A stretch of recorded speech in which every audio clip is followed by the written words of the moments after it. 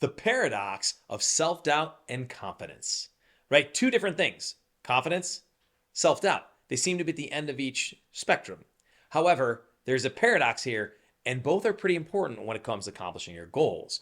So Andy Grove has a philosophy that only the paranoid survives. And what he means by that is, while confidence is important, a healthy level of self-doubt will lead to growth and reflection and success.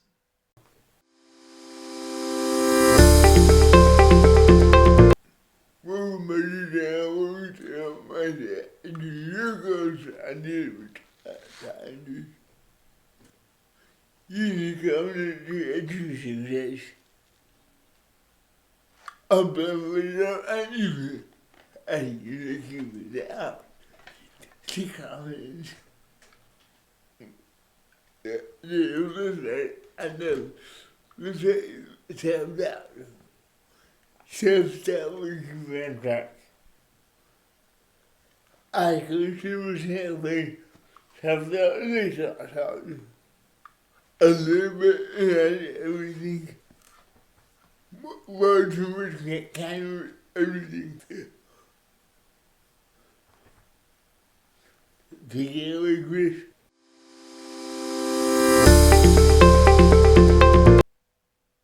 Self-doubt keeps you open to learning, right? And again, people say never doubt yourself. It's very cliche. But again, like Andy Grove said, a little bit of self-doubt is actually crucial to your success. You know, we have knowledge and then we have assumptions, right? Knowledge is what we know to be true. Assumptions are what we assume to be true, right? And oftentimes assumptions can be right, but other times assumptions are wrong, right? But when we have gaps in knowledge, we fill them with some sort of assumption. But to have a little bit of self-doubt makes us question those assumptions to make sure that we do learn and we do figure out what really needs to happen, where the real knowledge is. But we make assumptions about clients, relationships, and situations, and they can be wrong, and that's okay. But if we don't have any self-doubt, we never question it. Therefore, we never learn from those mistakes, right? Self-doubt, a little bit, a healthy amount, reminds us there is always more to learn, right? And when you learn, humility plays a role in it. We've all had those people in our lives, or maybe we've been them at certain times where we think we know everything.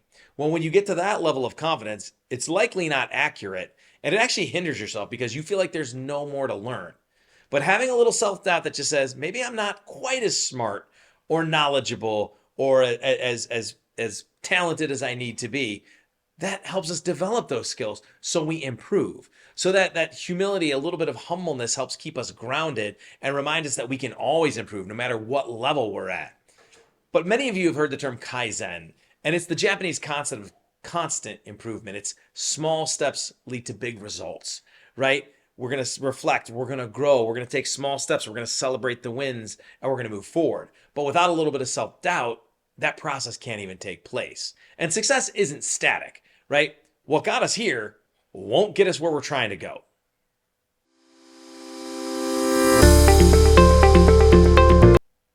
Another thing about self-doubt is it leads to reflection. And reflection is really powerful, right? We need to assess our approach to life at all times because there are obstacles, there are challenges, there are roadblocks, and we need to be able to adapt. And if we just continue to do what we're doing and we're overconfident, we don't have that little self-doubt to question things, we end up absolutely stuck, right? But that little bit of self-doubt, again, a healthy amount, helps us reevaluate our strategies. And when we reevaluate the strategies, we can make changes. And that comes from feedback too, right? If we're overconfident, we don't seek feedback because why would we need it? But you know from a lot of Serena's teachings that feedback is crucial to growth and development and success and happiness, right? So that little bit of self-doubt helps us lead to feedback. Hey, what do you think? Here's what I think, but tell me what you think, or tell me how you think I perform. All types of feedback help us get there, but we can't successfully go out for feedback if we don't have just that little bit of self-doubt. But that self-doubt helps us, it helps us accept constructive criticism, right? It helps us adapt to change, right? It helps us evolve with skills and relationships and anything else we want to develop, right? So doubting your current methods just a little bit allows you to change and make the necessary adaptations to stay on track with your goals and your quest for success.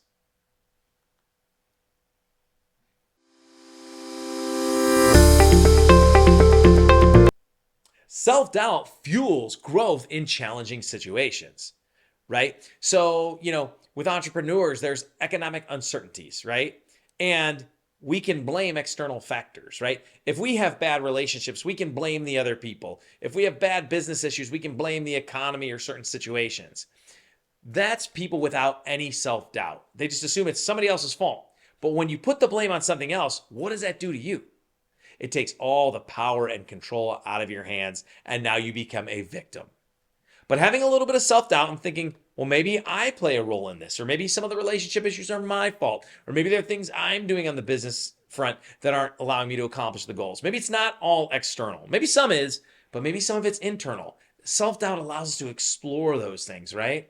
And we all hit slumps, right? We all hit roadblocks. Athletes, the greatest athletes in the world, all of a sudden they hit a slump. And it's the little bit of self doubt that says, maybe I'm not quite doing things right, that allows them to break out of that slump. Maybe I'm not training the right way or training hard enough, allows us to get out of that, right? Self doubt pushes them to practice harder, change their methods, find an expert, find a different coach, those sort of things, right? In personal relationships too, again, as I mentioned before, we can blame other people for any relationship problem we have. But if we do that, if we don't have a little bit of self doubt, we never grow as individuals. Right? Self-doubt ties right into self-awareness. What could I be doing different? It allows us to adapt, change, and improve and sometimes save relationships, right? Because a little bit of self-doubt encourages better communication and better understanding. Now, with self-doubt, though, it is the right balance, right? It becomes a tool if you have the right amount, not a hindrance, because too much self-doubt will absolutely destroy us, right? Serena will say that self-doubt is like salt.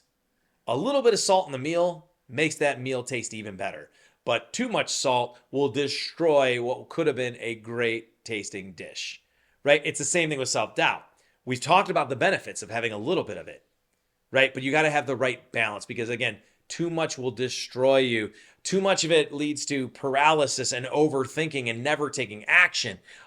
You got to balance that self-doubt with confidence in order to keep moving forward. And when you find that right balance, that's when you're going to find that you're poised for the most success, that you're on track to accomplish your goals. So think of this, think of using self-doubt strategically, right? It becomes a strategy. And again, it's figuring out the right amount, because when you're too confident, you're like never self-doubting and you're never going to improve. But when you have that little right amount, that's when you're going to be successful. Reflect, but don't dwell.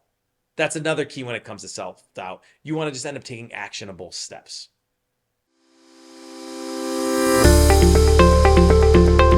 Now, we talked about confidence and self-doubt sort of being the yin and the yang of the perfect situation for you to accomplish your goals. And finding that right balance is crucial. But here's the thing. Self-doubt actually helps to build confidence. It can be a confidence builder, right? Sounds weird, but that's the case, right? Because when you have a little self-doubt, it shows you maybe areas you're not quite up to speed on, or you're a little deficient, or you're a little behind. And once you know that, what can you do? You can take action to improve in those areas. And once you take that action, what happens? You become more skilled and more confident, right? Confidence improves when you address your weaknesses, right? Not when you avoid them, right? So you're going to turn doubt into action. So identify your sources of doubt, right? Identify your weaknesses, identify where you're falling short, and then create a plan. And how do you identify it? Again, by developing the right level of self-doubt, right? And once you do that, you're going to take small steps. You're not going to take a big jump and fix everything right at once. You're going to take small steps, Kaizen approach, celebrate those small wins along the way, and eventually improve, which leads to even more confidence. But one thing we all need to understand on these journeys that we're on, personal and professional, is that we celebrate growth, not perfection, right? Perfection's not the goal. We'll never be perfect. We can continuously improve and get better. And that's what self-doubt does. It helps you grow. Because again, to reiterate, perfection's not the goal. Confidence comes from continuous progress, not from flawlessness.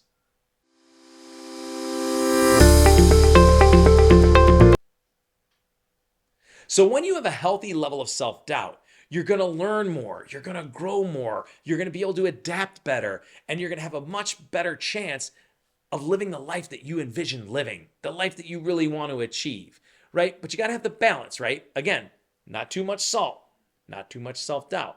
The right amount, it's a tool. Too much of it becomes something that stops us dead in our tracks. So the next time you feel a hint of self-doubt, don't ignore it.